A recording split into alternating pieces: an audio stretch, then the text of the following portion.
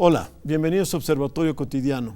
Soy Fernando Castañeda y hoy tenemos el gusto de que nos acompañe, a propósito del libro que acaba de sacar, el doctor José Woldenberg, profesor de la Facultad de Ciencias Políticas, y además, todos lo sabemos, alguien que ha estado muy vinculado con la historia de la democracia en México, desde el diseño institucional de todos nuestros órganos actuales electorales, e incluso desde antes. Él, digamos, ha sido un luchador en pro de la democracia. Y ahora que nos presenta este libro en defensa de la democracia, pues quisimos que platicara con nosotros y conversáramos pues sobre una serie de cosas que pues son ya un lugar común, ¿no? O sea, ¿realmente está en crisis la democracia?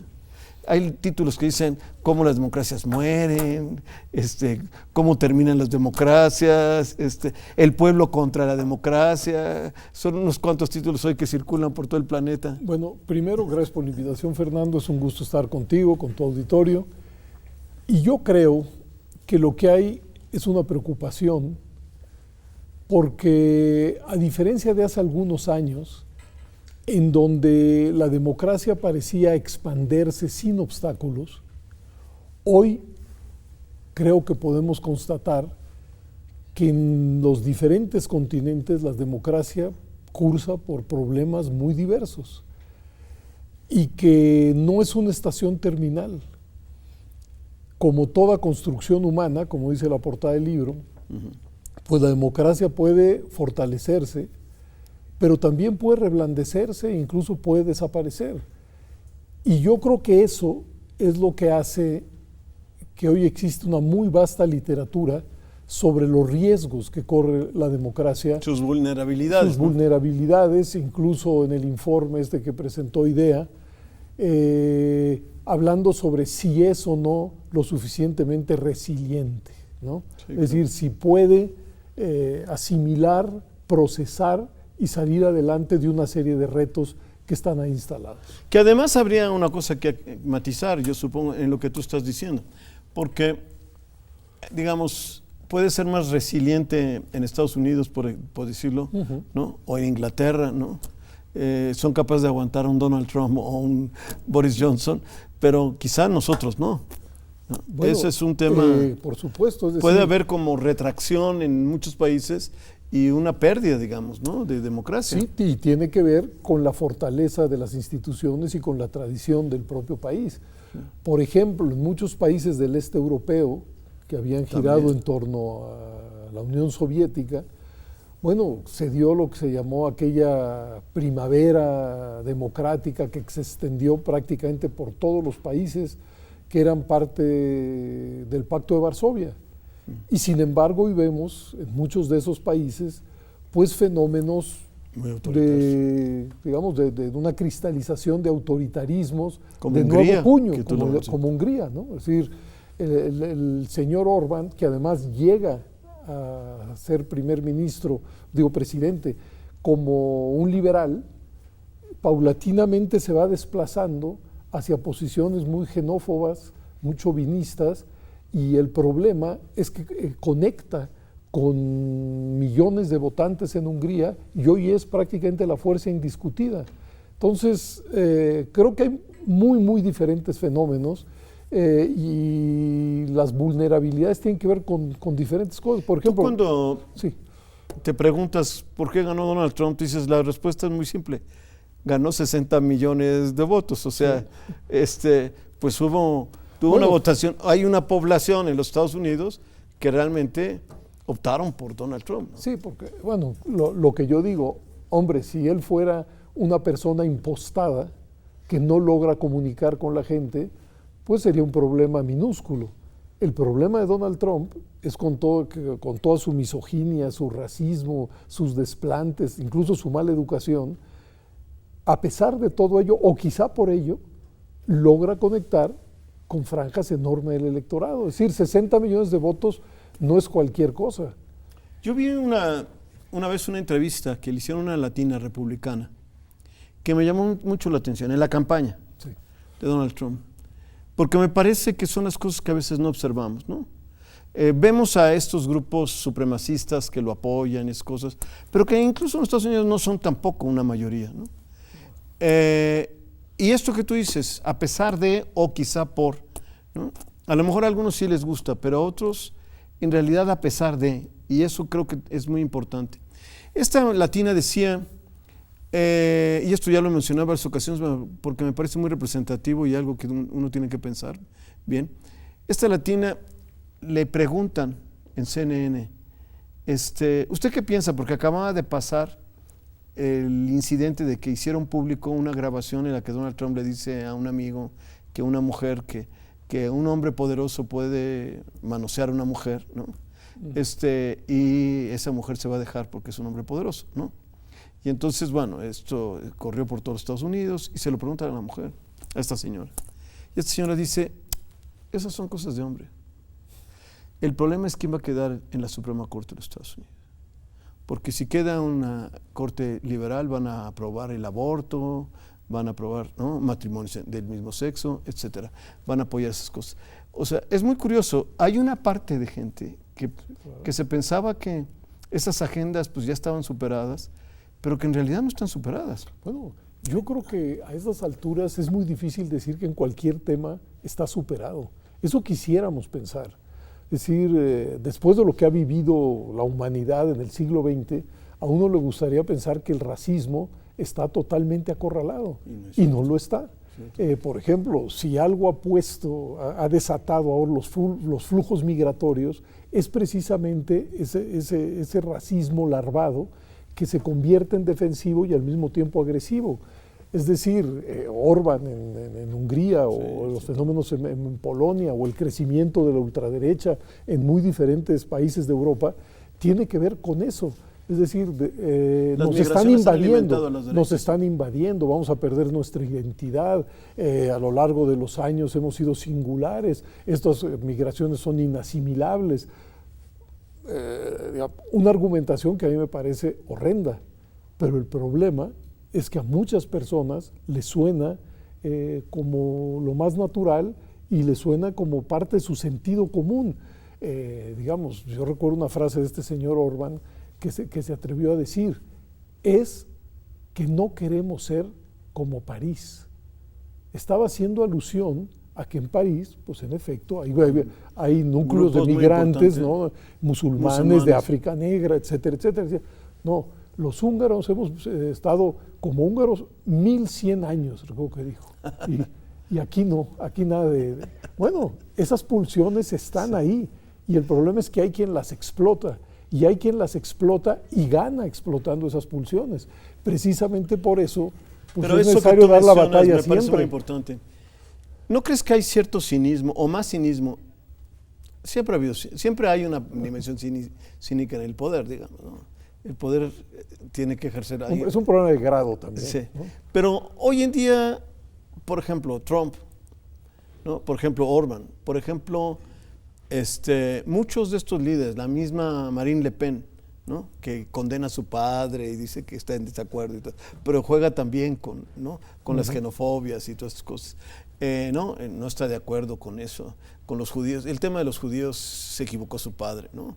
Pero el problema de la xenofobia, no, de repente te das cuenta como que hay un cinismo quizá demasiado visible en muchos de estos políticos, ¿no? Saben que están manipulando los sentimientos, son hasta oportunistas en la forma en que lo hacen, tratan de aprovechar ciertos incidentes, pero no sabemos qué tanto cinismo y qué tanta convicción hay. El problema, creo yo, más allá de eso, es que tiene un impacto. Sí, claro. Y que a muchas personas lo toman al pie de la letra. Y muchas personas se expresan a través de ellas o creen reconocer en ese discurso que están hablando por ellos. Y lo que normalmente desatan, pues, son cacerías de otros humanos, de otros hombres. Y es ahí donde está la dificultad. Yo digo... Y la perversidad. La perversidad, si viene porque saben que están, sí, claro, están alimentando una hoguera que no sé cómo van a pagar después, ni quiénes van a ser los ciudadanos agredidos. Por ejemplo, se ha dicho mucho, pero exactamente, ¿no? O sea, por supuesto que no hay una causa-efecto directo, pero sí un discurso como el que ha desatado Trump, pues sí genera un ambiente donde muchos de los grupos supremacistas y grupos nazis se sienten legitimados para empezar a desplegar sus acciones como no lo hacían antes. Aquel episodio en Charlottesville, no me acuerdo. Que además los defendió.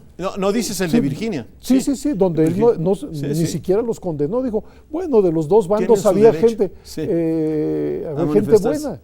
Hombre, si eso no es abrirle la puerta a las peores tensiones y a las peores pulsiones, pues ya no sé lo que es. Entonces, los discursos nunca son anodinos.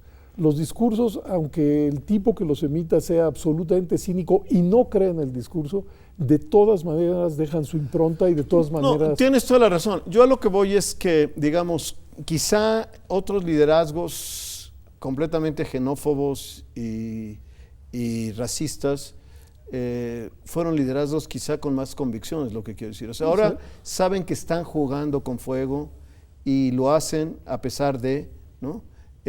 Incluso con apuestas muy radicales, digamos. Hay una especie de teatro en la política, ¿no? Una especie de sensacionalismo. Lo que hizo ayer, ¿cómo se llama? El primer ministro británico, Boris Johnson, ¿no? Que lo perdió. Que parece que no va a ser ministro por mucho tiempo. Sí, la perdió, pero bueno, es un tipo de esos que apuesta todo, ¿no? O sea, que juega y que trata, digamos, juega a impresionar, a radicalizar, ¿no? A tensar la cuerda, ¿no? Ahora, y a lo mejor a él se le va a romper, ¿no? Parece ser que se le está rompiendo. Ojalá, pero incluso en una democracia tan añeja y tan aparentemente sólida como la de la Gran Bretaña, de repente aparecen personajes como que con un lenguaje agresivo y deslenguado y el cargado de adjetivos y demás, pues logra ser primer ministro de ese país. Entonces, yo digo, nunca hay que bajar la guardia, porque nunca hay estaciones terminales. Y la democracia sigue siendo un régimen hasta cierto punto frágil, porque parte de una idea que es muy difícil luego operacionalizar, que es que la riqueza de una sociedad está en su diversidad política e ideológica, y que esa diversidad tiene la necesidad de convivir y de competir de manera institucional y pacífica. Y esa es una idea que nos suena muy... Es una idea contraintuitiva, por lo menos. Exactamente. Es más fácil ser autoritario. Sí, claro. Hacemos un corte y volvemos. Sí, ese es un tema, ¿no?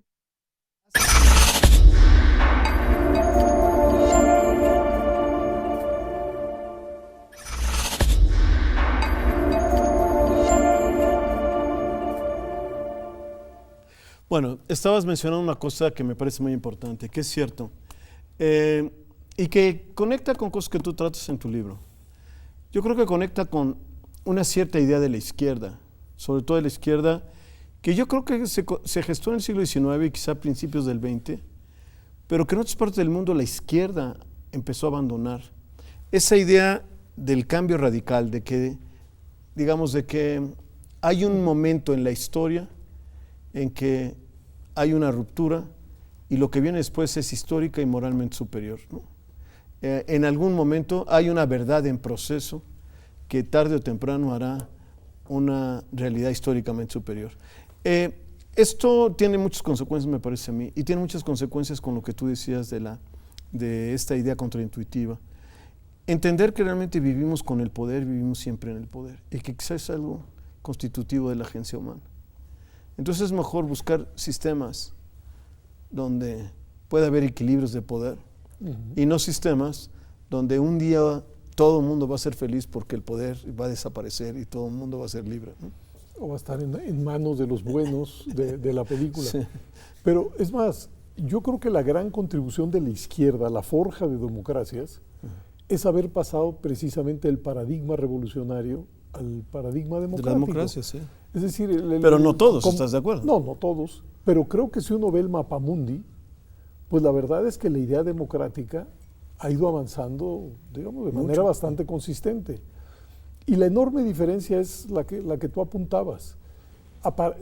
La visión democrática supone que la diversidad que coexiste en la sociedad no solamente está obligada por necesidad a coexistir, sino que hay que generar un marco para su coexistencia y expresión, porque ahí está la riqueza de esa sociedad. En cambio, en el paradigma revolucionario, como tú bien señalabas, la idea es otra. Es decir, es que hay un sujeto que es el portador de la virtud y que quienes se le oponen no son más que las encarnación del mal. Y entonces, contra ese mal, prácticamente vale todo. Ahora, con las experiencias que se tuvieron en el siglo XX y se siguen teniendo, yo creo pues, que ese paradigma viene a la baja, aunque de manera irregular. Y que lo que Por ejemplo, ¿no crees que se ha revivido en América Latina con el caso de Maduro, con muchos casos en América Latina? Sí, hasta cierto punto, digo, sí, para decirlo, pero hasta cierto punto. Incluso Nicaragua. Por ejemplo, pero incluso en Venezuela o en Nicaragua, donde quienes gobiernan, no hay duda de que son absolutamente autoritarios, empezaron con un proyecto revolucionario, pero han tenido que coexistir con otros poderes, con medios, con una sociedad civil más o menos existente. ¿Qué es lo que te quiero decir? No ha sido tampoco tan fácil barrer de un plumazo las instituciones a los que dio pie ese momento democrático. Pero claro, nada asegura que eso no pueda seguirse, digamos, siendo más rígido y cada vez más autoritario. Algunos de los temas que tratan gente como Levitsky, ¿no? Y muchos otros, digamos, incluso en el New Yorker hay muchos artículos sobre, me refiero a Trump, porque al final es la preocupación del libro, hay que aclarar, es un libro que se llama Cómo mueren las democracias, el que estamos mencionando, y aunque menciona el caso de Maduro y todo, su preocupación es llamar la atención, como bien dijo Pepe, al problema de que aún en una democracia muy consolidada, el peligro existe y que por lo tanto hay ciertos elementos. Y entre esos elementos hay varias cosas, ¿no? Por ejemplo, lo que tú dices sobre la opinión pública, ¿no? Un proceso sistemático de destrucción de la opinión pública, ¿no? El tema de la sociedad civil, ¿no? Que es otro tema también muy importante, ¿no? Un ataque contra las organizaciones de la sociedad civil y contra una sociedad civil organizada. No alineada, digamos. No alineada, sí, exactamente. Sí.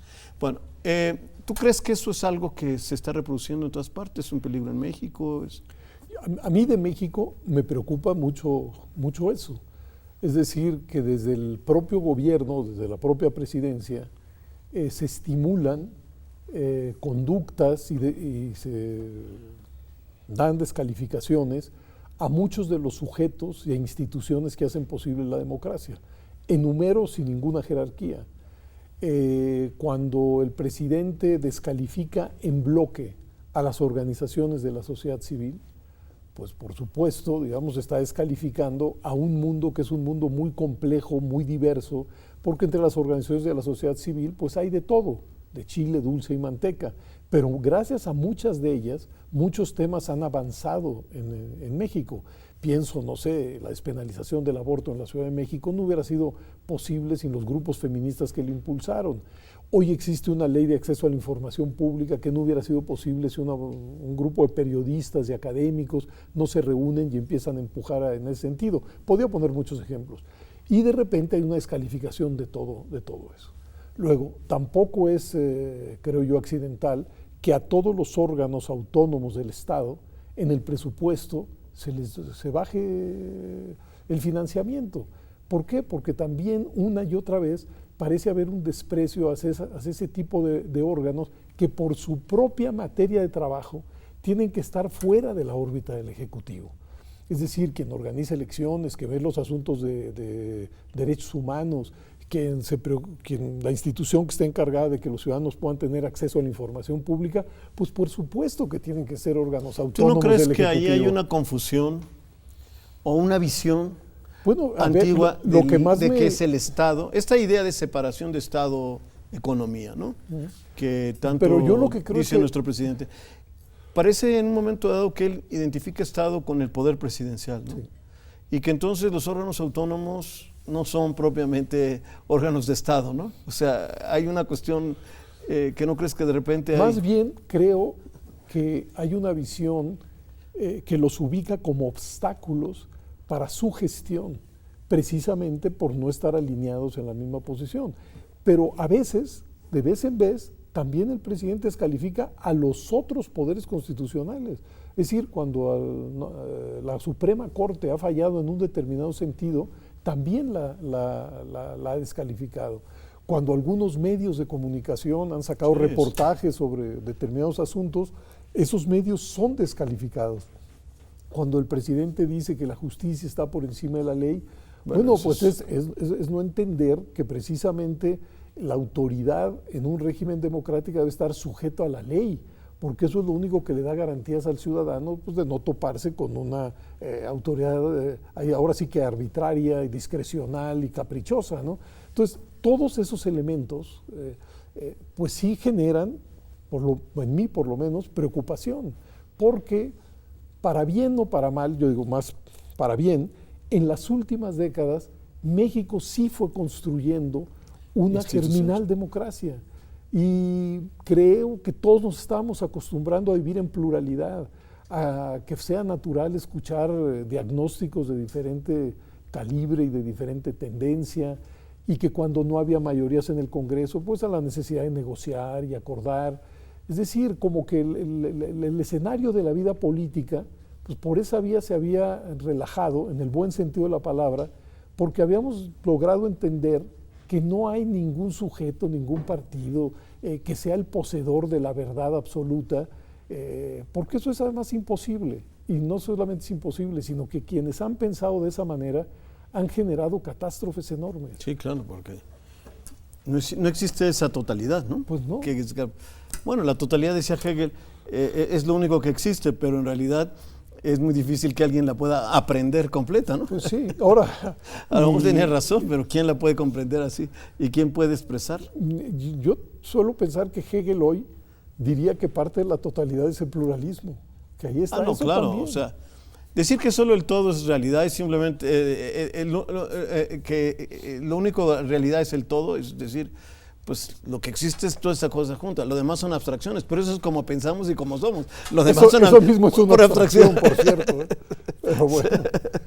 Yo creo que el tema, por ejemplo, el pluralismo es algo que se nos impone. Es decir, no es una disertación de carácter académica, menos filosófico, es decir, uno en su familia, en su centro de trabajo, cuando sale a las calles, cuando lee el periódico, asiste al cine, pues se da cuenta de que en la sociedad palpitan muy diferentes sensibilidades, puntos de vista y demás. Entonces, además ha sido una de las agendas democráticas, ¿no? El reconocimiento de la diversidad. Así es.